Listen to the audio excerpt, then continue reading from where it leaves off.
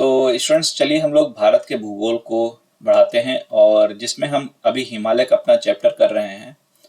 और हिमालय के अपने चैप्टर में हमने अपने जो पिछला लेक्चर हमने किया था उसमें हमने देखा था कि किस तरीके से हिमालय का फॉर्मेशन हुआ है, हिमालय का निर्माण किस तरीके से हुआ है। उसके संबंध में जो दोनों सिद्धांत हैं उनको हमने देख लिया था और ये जाना था कि आधुनिक सिद्धांत जो प्लेट टेक्टोनिक्स का सिद्धांत है वो माना जाता है इसकी उत्पत्ति के लिए। ये एक फोल्ड माउंटेन है।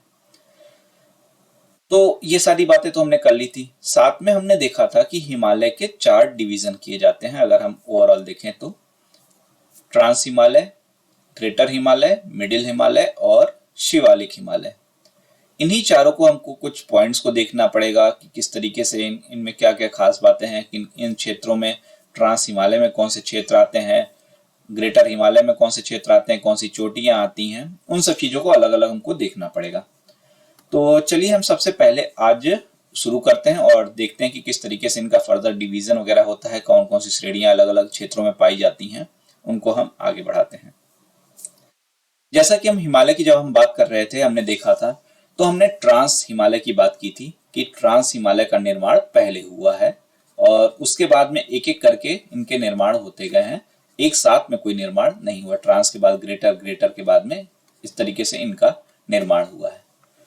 तो जहां तक हम ट्रांस हिमालय की अगर हम बात करें तो इसमें हमारे मुख्यतः कौन कौन से रीजन हमने देखे थे।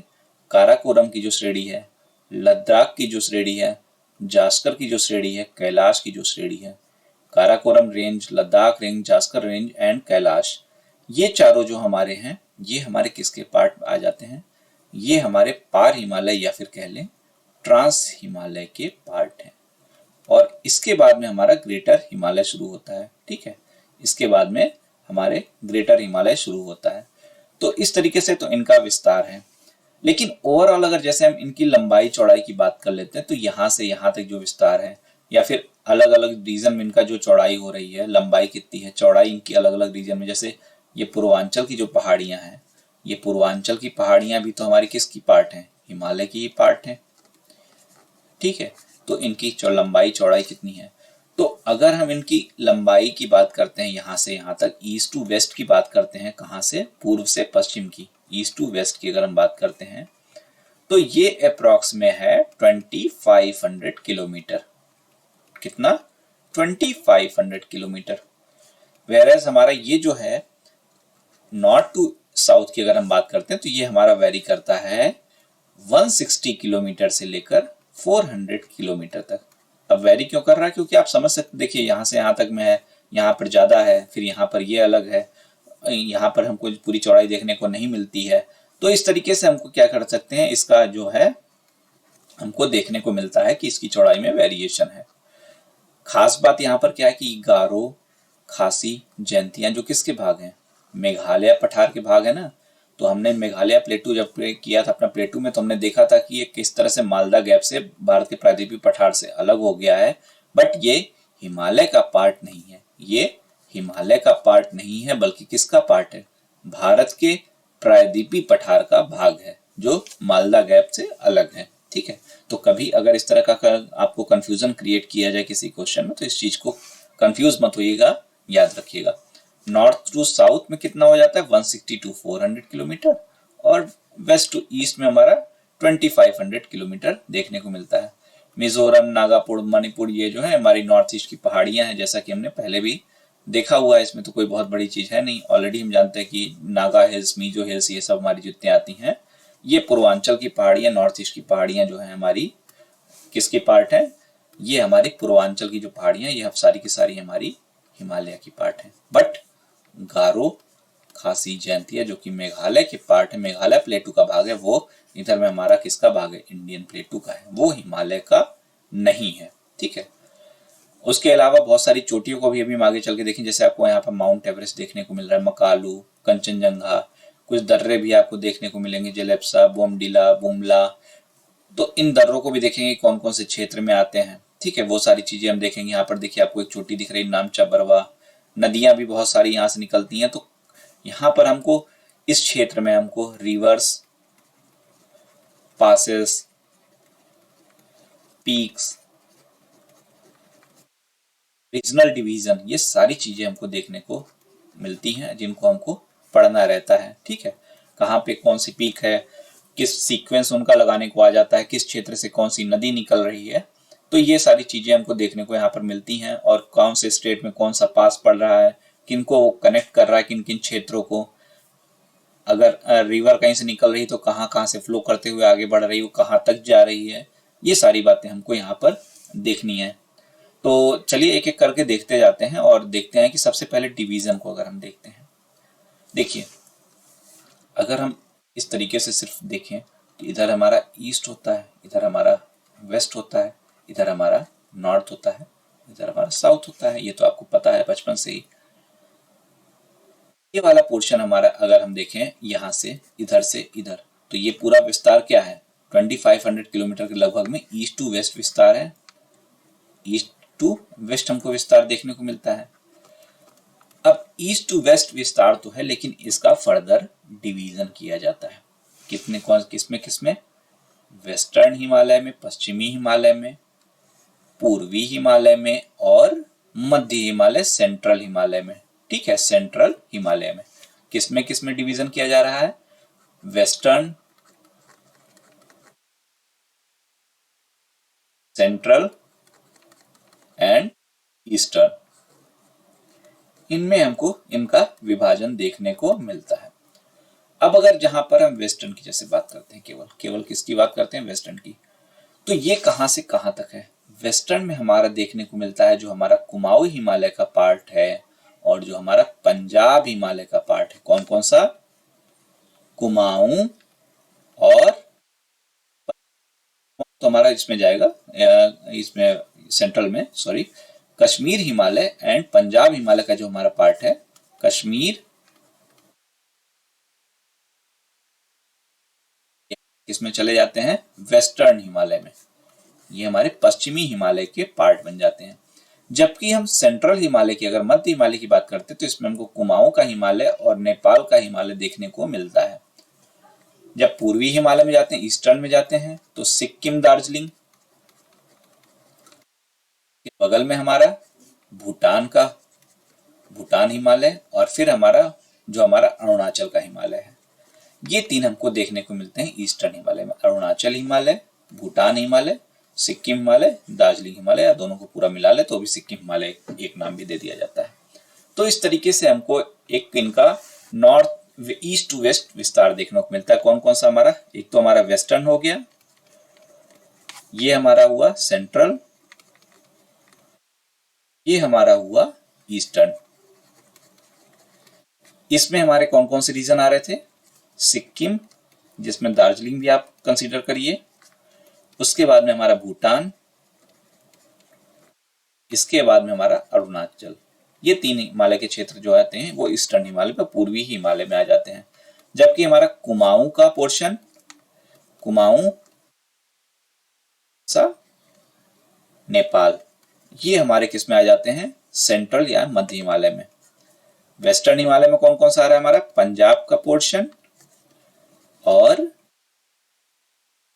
कश्मीर हिमालय। ठीक है, अगर हम इनकी लंबाइयों की बात करें तो ये हमारा सबसे ज्यादा देखने को मिलता है 1200 किलोमीटर अप्रॉक्स में। सेकेंड नंबर पे ये आता है 650 किलोमीटर लगभग, और थर्ड नंबर आता है ये लगभग 550 किलोमीटर। ठीक है, तो इस तरीके से हमको देखने को मिलता है कि पश्चिमी हिमालय 550 किलोमीटर, मध्य हिमालय 1200 किलोमीटर और पूर्वी हिमालय 650 किलोमीटर है। अब इनको डिवाइडिंग अगर लाइन देखिए तो ये आपको यहाँ पर सतलुज रिवर दिख रही होगी और यहाँ पर आपको अरुण रिवर देख रही होगी। तो सतलुज नदी और अरुण नदी, नदियों को तो हम खैर नदी के चैप्टर में, रिवर के चैप्टर में करेंगे ही, लेकिन अभी आप देखिए सतलुज एंड अरुण के बीच का जो पोर्शन है ये हमारा क्या है, सेंट्रल हिमालय में। सतलुज के वेस्ट में क्या है, वेस्टर्न हिमालय, और अरुण के ईस्ट में कौन है, ईस्टर्न हिमालय। तो एक तरीके से ये इनका ईस्ट टू वेस्ट डिवीजन होता है। अब थोड़ा सा और आगे बढ़ते हैं और जानते हैं। देखिए, जब हम हिमालय के फॉर्मेशन को देख रहे थे तो हमने देखा था ना कि हिमालय का जो निर्माण हुआ है अलग अलग समय काल के हिसाब से हुआ, धीरे धीरे करके होते गए हैं। तो ट्रांस हिमालय फिर हुआ, फिर हमारा ग्रेटर, फिर हमारा मिडल, फिर हमारे शिवालय। तो टेक्टोनिक्स के माध्यम से, जियो टेक्टोनिक्स का इनका जो डिवीजन है वो भी हमको देखने को मिलेगा, क्योंकि अलग अलग टाइम पे इनका निर्माण होता गया है, एक साथ तो बने नहीं है। तो जियो टेक्टोनिक डिवीजन भी हमको, जियो टेक्टोनिक डिवीजन यहाँ पर देखने को मिलता है। मतलब एक बाउंड्री का कार्य कर रही होती है इनके बीच में, जैसे ग्रेटर हिमालय हो गया, फिर मध्य हिमालय, तो इनके बीच में एक बाउंड्री होगी जिसके द्वारा ये अलग हो रही होगी। तो ऐसी ही बाउंड्रियां हमको देखने को मिलती हैं। ट्रांस हिमालय और ग्रेटर हिमालय की अगर हम बात करते हैं तो ये ITSZ से अलग होती हैं, ठीक है, इंडस ट्रांसपोर्ट संगपो से, ठीक है। ग्रेटर हिमालय और मिडिल हिमालय की अगर हम बात करते हैं तो ये मेन सेंट्रल थ्रस्ट से अलग होता है। किससे? ITSZ से कौन अलग हो रहा है? ट्रांस, और ऊपर में क्या मिलेगा? ग्रेटर मिलेगा। फिर हमारा मेन सेंट्रल थ्रस्ट यानी कि MCT है, उससे कौन हो रहा है? ग्रेटर के बाद कौन है? ग्रेटर एंड मिडिल या लेसर, जो भी कहना चाहे आप, दोनों ने सेम नाम है। उसके बाद में हमारा जो है मिडिल, और जो हमारा शिवालिक है वो हमारा एक भ्रंश से अलग होता है। इसको MBF के नाम से आते हैं, मेन बाउंड्री फॉल्ट के नाम से जानते हैं। ये मिडिल और शिवालिक को अलग कर रहा होता है, एंड शिवालिक। फर्दर अगर हम शिवालिक और नॉर्दर्न प्लेन की बात करते हैं तो वो किससे अलग हो रहा है? HHF से अलग हो रहा है, ठीक है। तो इस तरीके से हमको डिवीजन देखने को मिलता है। यहाँ पर मेन सेंट्रल थ्रस्ट और मेन बाउंड्री थ्रस्ट से डिवीजन हो रहा है हमारा, ठीक है। उसके बाद हमारा ITSZ से भी हमारा डिवीजन हो रहा है। ये देखिए आपको ये वाला जो रीजन यहाँ पर देखने को मिल रहा है, ये हमारा एक तरह से डिवीजन करता है क्या गया है? MCT का पोर्शन है जो हमारा किसको अलग कर दे रहा है? MCT हमारा किसको अलग कर दे रहा है? हमारा ये वाला पोर्शन है ग्रेटर हिमालय का और मिडिल हिमालय का, ठीक है। उसके बाद में जो हमारा MBT कह लीजिए, MBF कह लीजिए, ये हमारा मेन बाउंड्री फॉल्ट भी इसको कहते हैं, थ्रस्ट इसको नहीं बोलेंगे, फॉल्ट ही है। MBF वहां पे गलत लिखा हुआ है फिगर में, फॉल्ट के भ्रंश यहाँ पर बना हुआ है, तो MBF के नाम से जाना जाता है। वैसे MBT अगर कोई थ्रस्ट बोल दे रहा है तो उसको अलग कंसीडर करने दीजिए, मिडिल और शिवालिक के बीच में, ठीक है। तो इस तरीके से हमको इसमें डिवीजन देखने को मिलता है अलग अलग, ठीक है। तो एक तो ये हमारा हिमालयन फ्रंटल फॉल्ट जो है वो किसको अलग कर रहा है? ये हिमालय शिवालिक का रीजन है, यहाँ से ये इससे पहले हमारा शिवालिक है, ये हमारा फॉल्ट आया, उसके बाद में हमारा प्लेन देखने को मिल जाता है। ये हमारा देखिए MCT है ना, यहाँ पे main central thrust. Main central thrust पहले ये वाला पोर्शन हमारा क्या है? ये हमारा पोर्शन है कौन सा? ये हमारा है ग्रेटर हिमालय का, और उसके बाद में हमारा ग्रेटर हिमालय के बाद हमको क्या देखने को मिलता है? ये हमारे देखने को मिलता है मध्य हिमालय, लघु हिमालय देखने को मिलता है। तो इस तरीके से हमारा डिवीजन होता है। मेन सेंट्रल थ्रस्ट किसको डिवाइड कर रहा है? ग्रेटर और लघु को। मेन बाउंड्री फॉल्ट किसको डिवाइड कर रहा है? मध्य और शिवालिक को, ठीक है। और हिमालय में तो ये 3 श्रेणियां हमको देखने को मिलती हैं। तो इस तरीके से शिवालिक के अगर हम दोनों साइड में देखिए, ये अगर शिवालिक है तो इधर में भी और इधर में भी हमको क्या देखने को मिलता है? भ्रंश देखने को मिलता है। इधर हिमालय फ्रंटल फॉल्ट, और इधर में हमारा मेन बाउंड्री फॉल्ट MBF और HHF में हमारा क्या है? शिवालिक है, ठीक है। और शिवालिक के बाद में हमारा यहाँ पर उत्तर का मैदान शुरू हो जाता है। तो इस तरीके से इनका एक डिवीजन होता है, ठीक है। अब हिमालय की जैसे अगर हम बात करते हैं तो कौन कौन से हमने देखा? एक तो हमारा ट्रांस हिमालय है, दूसरा हमारा ग्रेटर, तीसरा हमारा मिडिल या लेसर, फोर्थ हमारा शिवालिक। तो थोड़ा सा अगर हम ट्रांस हिमालय की बात करते हैं, इसमें कौन सा हमारा रीजन आता है? तो हमारा काराकोरम, लद्दाख, जास्कर, और जो हमारा कैलाश की श्रेणियां हैं, ये हमारी किस में आ जाती हैं? ये हमारी आती है, यहाँ तक का पोर्शन हमारा पार हिमालय या ट्रांस हिमालय है। ऊपर हमारी अगर आप मैप देखेंगे तो एक पामीर ग्रंथि देखने को मिलती है, जिसको पामीर गांठ भी कहा जाता है। इसको एक नाम दिया जाता है roof top of the world, क्योंकि यहाँ से कई पर्वत श्रेणियां आपको निकलती हुई दिखेंगी। हिंदू कुश पर्वत है जो टर्की तक जाता है, इधर आपको कुनलुन श्रेणी देखने को मिलेगी, चाइना की तरफ भी जाएगी। सुलेमान श्रेणी निकलती हुई जाती है जो पाकिस्तान तक जाती है। तो इस तरीके से, इस कारण से इसको क्या दिया जाता है? सबसे ऊंचाई पर स्थित roof top of the world कहा जाता है इसको। और ट्रांस हिमालय में हमारी कुनलुन, काराकोरम श्रेणी, लद्दाख की श्रेणी, जास्कर श्रेणी और कैलाश श्रेणी आता है। उसके बाद हमारा वृहद हिमालय का पोर्शन आता है जो कि हिमालय का पार्ट कंसीडर किया जाता है। ट्रांस हिमालय, हिमालय का ओवरऑल पार्ट कंसीडर नहीं होता है। ठीक है। कुनलुन का फैलाव तिब्बत से होते हुए चीन तक इसका फैलाव है। हिंदू कुश को पहले सिंधु कुश नाम से भी जाना जाता था, पहले फिर ईरानियों ने इसको हिंदू कुश कहना शुरू कर दिया था। तो इस तरीके से तो इनका डिवीजन हम देखते हैं। ये हमारा देखिए ऊपर में हमारा पामीर नॉट, पामीर गांठ है, जहां से इधर कुनलुन माउंटेन्स निकले हुए हैं, इधर हिंदू कुश माउंटेन निकला हुआ है। ठीक है। इधर ये देखिए आपको सुलेमान रेंज आपको पाकिस्तान की तरफ देखते हुए मिलेगा, और ये काराकोरम, लद्दाख, जास्कर, इधर कैलाश, ये किसके पार्ट है? पूरा ट्रांस हिमालय के पार्ट है। ठीक है। तो इस तरीके से इनका डिवीजन एक हुआ है। फर्दर अगर हम हिमालय की पार्ट की बात करते हैं तो ये भी तो 3 पार्ट में बटा हुआ है। ग्रेट हिमालय, लेसर या मिडिल हिमालय, फिर शिवालिक हिमालय। इनको भी हमको देखना होगा, लेकिन उससे पहले अगर हमको इनको जानना है तो सबसे बेटर वे होता है कि अलग अलग पार्ट में इनको डिवाइड करके देखा जाए, और इसीलिए हिमालय का एक रीजनल डिवीजन किया गया है। ठीक है। क्या किया गया है? भू आकृति के आधार पर, इनका क्षेत्रीय विस्तार के आधार पर इनको डिवाइड किया गया है। कौन कौन से डिवीजन है इनके? मेनली 5 डिवीजन है। कौन कौन से? 5। या उत्तर पश्चिमी हिमालय का भाग, हिमाचल का या फिर कहें उत्तरांचल या उत्तराखंड का पार्ट, दार्जिलिंग एवं सिक्किम हिमालय का पार्ट, अरुणाचल हिमालय का पार्ट, और नॉर्थ ईस्ट का पार्ट जो कि पूर्वांचल पहाड़ियों के नाम से आता है। तो भू आकृतियों के आधार पर इनको इस तरीके से डिवाइड किया जाता है। कितने पार्ट में? 1 2 3 4 5। कश्मीर, हिमाचल और उत्तराखंड, दार्जिलिंग और सिक्किम, अरुणाचल और नॉर्थ ईस्ट, ये इस तरीके से इसके डिवाइड होते हैं। देखिए ये एक आपका सबसे ऊपर में हमको कश्मीर हिमालय देखने को मिलता है, फिर हिमाचल हिमालय देखने को मिलता है, फिर कुमाऊं जिसमें कि हम उत्तरांचल या की बात कर लेते हैं। ठीक है। नेपाल हिमालय हमको देखने को मिल रहा है। इधर हमें हमारा ये वाला पोर्शन जो होता है ये हमारा नॉर्थ ईस्ट हिमालय भी देखने को मिल जा रहा है, और यहाँ पर हमारा पूर्वांचल का श्रेणियां देखने को मिलती हैं। ठीक है।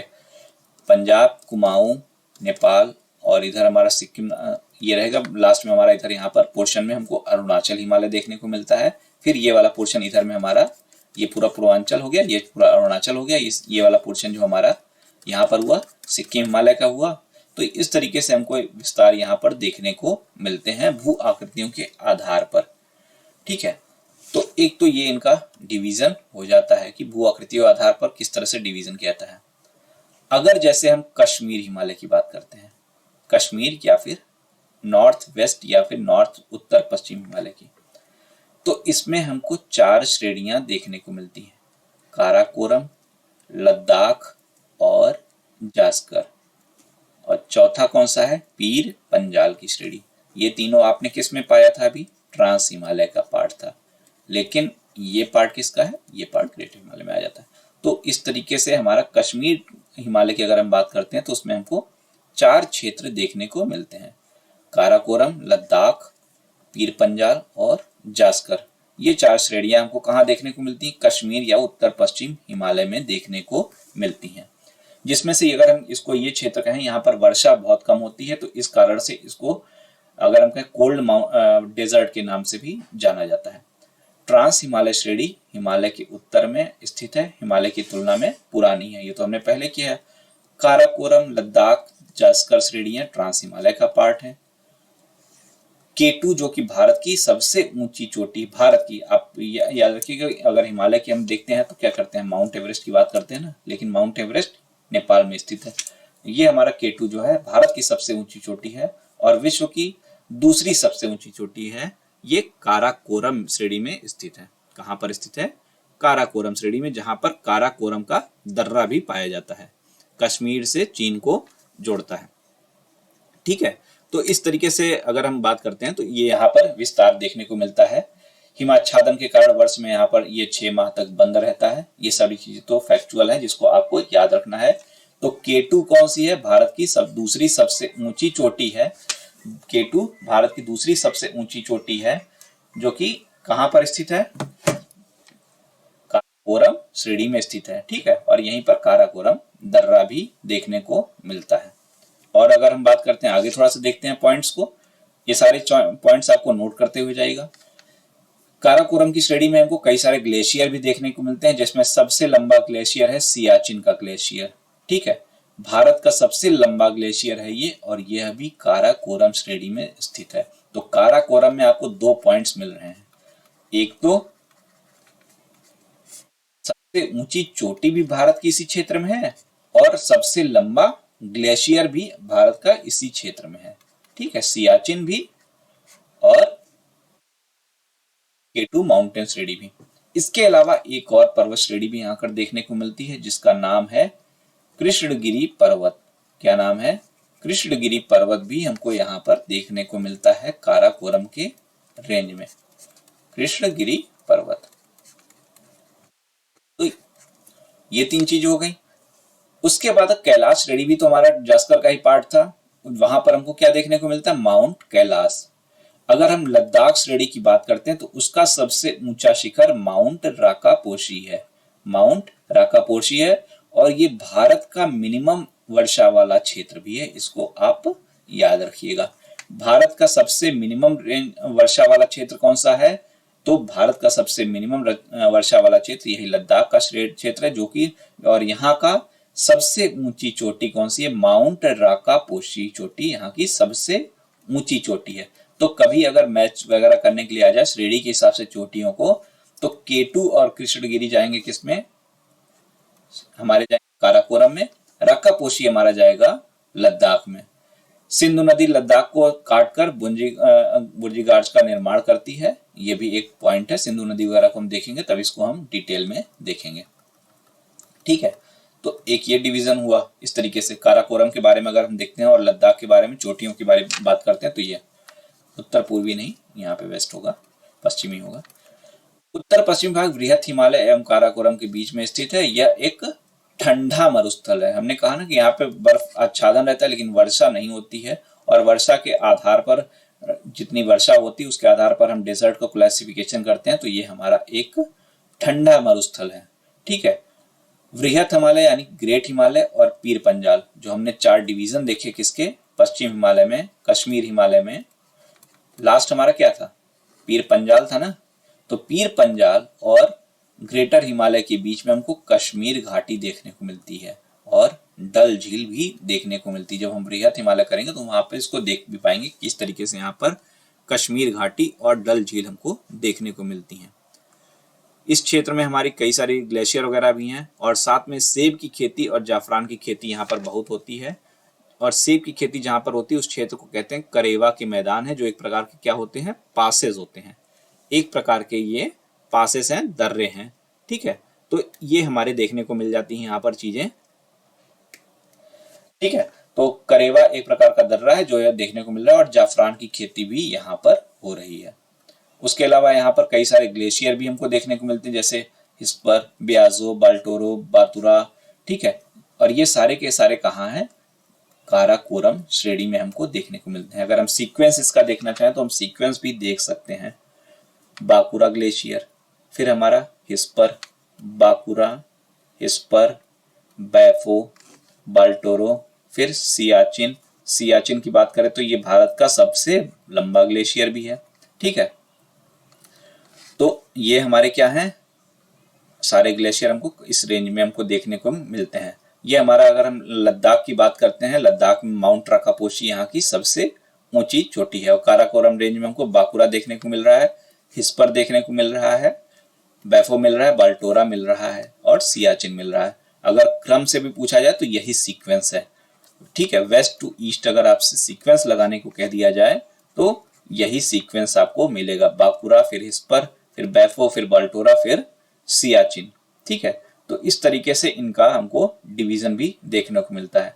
जास्कर भी हमारा ट्रांस हिमालय में है, जिसका निर्माण हिमालय के समय का माना जाता है। काराकोरम, सियाचिन वगैरह यहीं पर हैं। ऑलरेडी सारी चीजें तो हमने बहुत ही डिटेल में एक साथ में देख ली है। ठीक है, विश्व की सबसे तीव्र ढाल वाली चोटी भी राकापोशी है, जो कि कहां पर हमने देखी? लद्दाख श्रेणी में ही देखी है। ठीक है, तो इस तरह से हमारा काराकोरम रेंज को उच्च एशिया का रीढ़ भी, बैकबोन ऑफ हाई एशिया भी कहा जाता है। तो इस तरह के फैक्ट्स वगैरह भी तो बहुत सारे हमको देखने को मिलते हैं। तो वो सब तो उतने इंपॉर्टेंट पॉइंट होते नहीं, बेसिक जो पॉइंट्स थे वो हमने सारे ट्रांस हिमालय के देखे। अगर हम जैसे अभी हमने बात की कि हिमालय का हम डिवीजन करते हैं कैसे, अलग अलग रीजन के हिसाब से हमने पंजाब हिमालय में देखा, ठीक है, उसके बाद हमने कश्मीर हिमालय में देखा। उसी आधार पर नदियों के आधार पर भी इनको क्षेत्रों में डिवाइड किया गया है। नदियों के आधार पर जैसे सिंधु नदी और सतलुज नदी के बीच का जो क्षेत्र है वो पंजाब हिमालय का आता है। सतलुज और काली के बीच में कुमाऊं हिमालय आती है। काली और तीस्ता नदी के बीच में नेपाल हिमालय आता है। तीस्ता और दिहांग के बीच में असम हिमालय आता है। तो इस तरीके से हमको इनका डिवीजन भी देखने को मिलता है, जिसको हम बाद में अभी आगे बढ़ेंगे जब नेक्स्ट लेक्चर में तो उसको देखेंगे। सिंधु से सतलुज के बीच में हमको पंजाब हिमालय देखने को मिल रहा है। सतलुज से काली के बीच में कुमाऊं हिमालय है। काली से तीस्ता के बीच में नेपाल हिमालय, तीस्ता से दिहांग के बीच में असम हिमालय है। तो इस तरह से यहाँ पर हमको इनका एक और डिवीजन भी देखने को मिलता है, ठीक है। तो ये तो हो गई कुछ डिवीजन की बात, ट्रांस हिमालय की बात, और किस किन फॉल्ट से ये अलग हैं। नेक्स्ट हम इन डिवीजन्स को और डिटेल में करेंगे, और साथ में जिस तरह से कौन कौन से पोर्शन हमारे वृहत हिमालय में पड़ रहे हैं, कौन से मध्य हिमालय में कौन से पड़ रहे हैं, कौन से शिवालिक पड़ रहे हैं, उनको भी हम देखेंगे, ठीक है। Thank you.